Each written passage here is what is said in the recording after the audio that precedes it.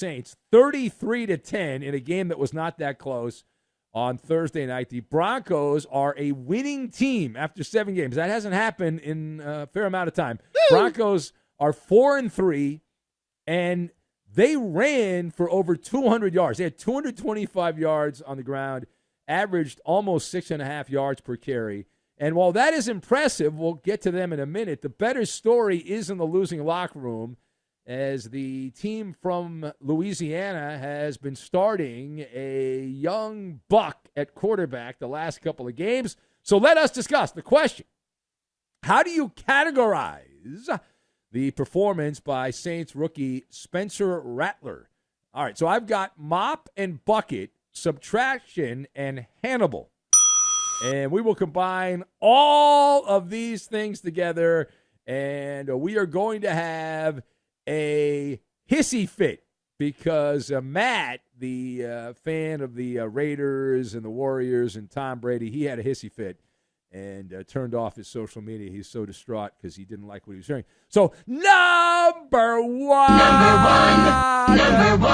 To answer the question, how do you categorize the performance by the rookie Spencer Rattler? It was saucy, as in weak sauce. Spencer Rattler got a chance, the chance of a lifetime, to be the starting quarterback in the NFL, to show people you got a little something.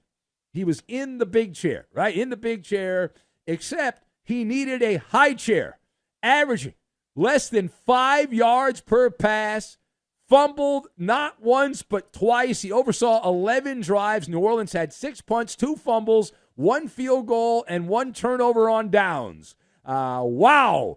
When the other team runs the ball for 1.5 yards more than you complete passes, something isn't working. But what do I know?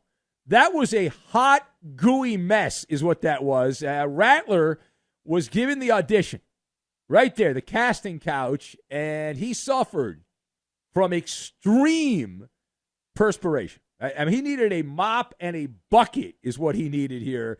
The flop sweat was in the air everywhere. He went out there and he forgot his playbook. He was drawing a blank there, stammering and stumbling. Now, Denver has a good defense, but they're not as good as they look there. That was more of incompetence by the quarterback. And I am a believer that you either have it or you don't. You show a little something, and we've seen Rattler now in 2 games. He did leave the game early here at the end, but for the most part, 2 games.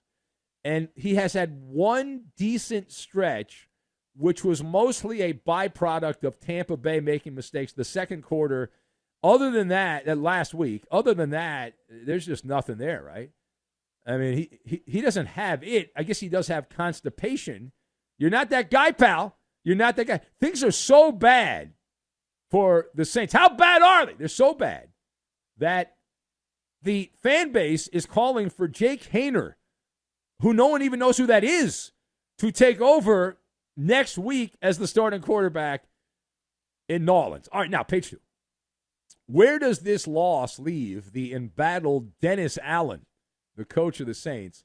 So this is a throwback. It is a paper bag worthy performance. And let's do some math here. I'm going to do some subtraction, because if you take the S away from Saints, what do you get? You get, that's right, the Aints. And it is a procession. It is a funeral procession at this point from 2-0 to 0-5. That is hard to do. It is hard to go from 2-0 to 0-5.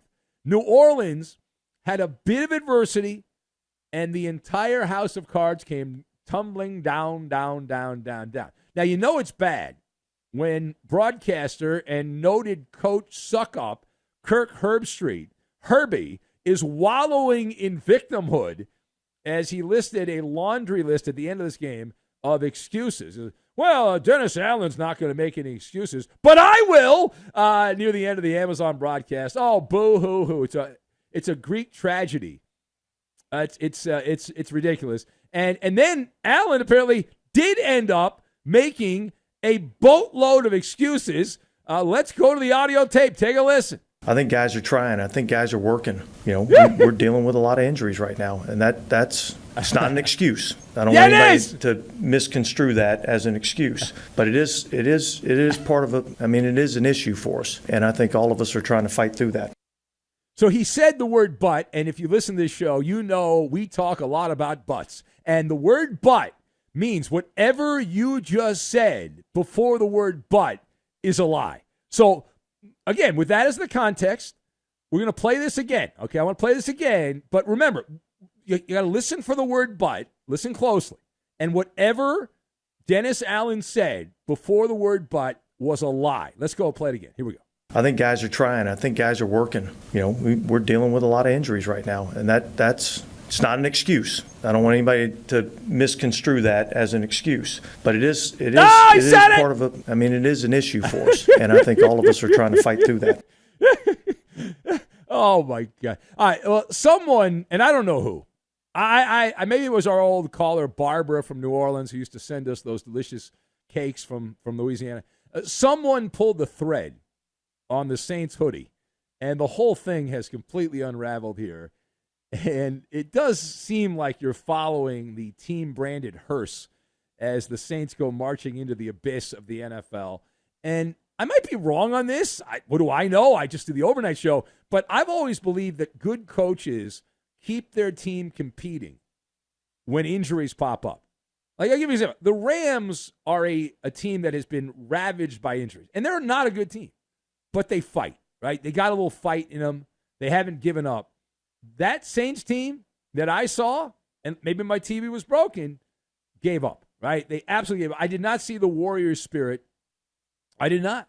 They felt bad for themselves. Now, we recommend Dennis Allen update his resume, and I've got a great sponsor, expresspros.com, right? Go on there if you're looking for work, because you will be looking for work. And if the Saints want to hire a new coach, I recommend expresspros.com. This is not a well-coached team. It is not. This is the same thing that Dennis Allen had when he coached the Oakland Raiders. And Dennis Allen is one of those guys, if you're upset the Raiders left Oakland, in many respects, Dennis Allen is involved in that. He did such a terrible job coaching the Raiders that it did not encourage the political hacks to give the money to the Raiders. And there was a scenario where the Raiders had good teams every year, and everyone fell in love with the Raiders, and they won, and they were in the Super Bowl every so often, and then people would have given them the money. They didn't do that. Dennis Allen sucked at his job, and now the Raiders are in Vegas, and he'll be out of his job in New Orleans. Who could have seen this coming? All right, final point. So let's look at the winning locker room. What is the vibe? Because, when you think vibe, you think middle-aged overnight talk shows. What is the vibe for Sean Payton's Broncos? So for Sean Payton, let's start with Sean Payton, because this was personal. Strutting down the catwalk. You got a po' boy in one hand and catfish in the other, and your backpack's filled with gumbo. And you do a little pirouette and take a bow. Right? Revenge is a dish best served with a blowout. And Payton, at this point, and there's a long way to go, and this could certainly go the other way. However, Payton is like John Hannibal Smith, the iconic character from the A-Team. And you look at him on the sidelines, he's like, I love it when a plan comes together. He was the village idiot last year when he was coaching Russell, Mr. Unlimited Wilson. And now he doesn't have a better quarterback, but yet the team looks like it knows what they're doing. They have an actual identity, the Broncos, right? They've got a bulldog mentality. Now, they beat a tomato can here, so you don't want to get too excited about it because the Saints quit on Dennis Allen. But those are still games you have to win. Those are must-win games because you're not going to beat most of the good teams. You might win a couple of games against teams you're not supposed to, but as long as you beat the crapbag teams, you can make the playoffs. And I saw what appeared to be a little bit of grit here. The defense appears legit, and from a gambling standpoint, you love that because that travels everywhere. That keeps you in games, and the Broncos likely will be underdogs quite a bit because of their incompetent offense, but the defense is good enough where if you just beat the crapbag teams, you can be playoff worthy. There's a little bit of toughness there, ground and pound, so far so good. Now, Bo Nix, this was not a masterpiece. This was a pockmarked performance there by Bo Nix. He's a work in progress. A couple of absolute terrible throws, right? He's at best undercooked and needs more seasoning, more spice. But so the Broncos, here we are. The Broncos 4-3, and they win a game. Well, I thought they were going to win. I did pick it. We had that on the Benny versus the Penny. Not that it made the show because the show starts airing later today.